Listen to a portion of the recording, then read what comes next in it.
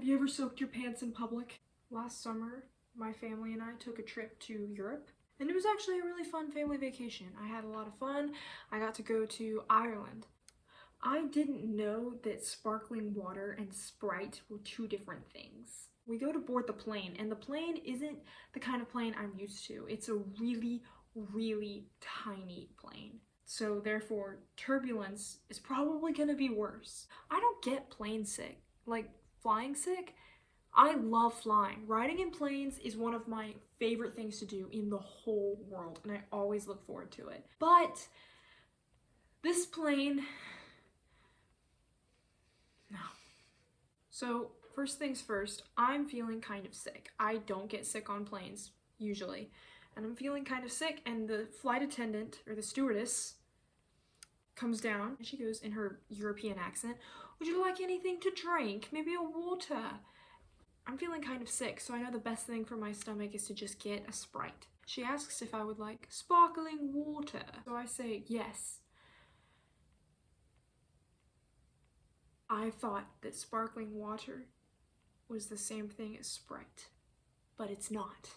I was already upset that I was feeling sick on a plane because I love traveling on planes, and then also because my little sister had finally agreed to watch The Hobbit with me on my laptop. When does that ever happen? I was like, we're gonna have some sister bonding time with The Hobbit. It's one of the best movies ever made. Best book ever written, that's for darn sure.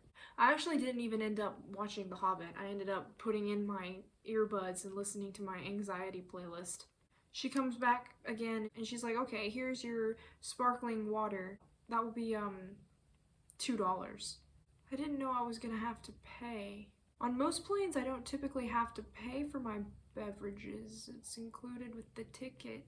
So that already threw me off, and I was like, what? Okay, let me get my wallet. And it's in my backpack, and I have to fumble around. And then by that time, my parents were like, Jess, don't worry about it, we got it. And I felt so bad. As if that wasn't bad enough, I unscrew the lid and then drop it, and then it's gone forever in the plane. I don't know where the lid is, it disappeared, and so I didn't have a lid for the rest of the trip. And if that wasn't bad enough, when I unscrewed it, all the pressure that had built up in the sparkling water was just there behind the lid.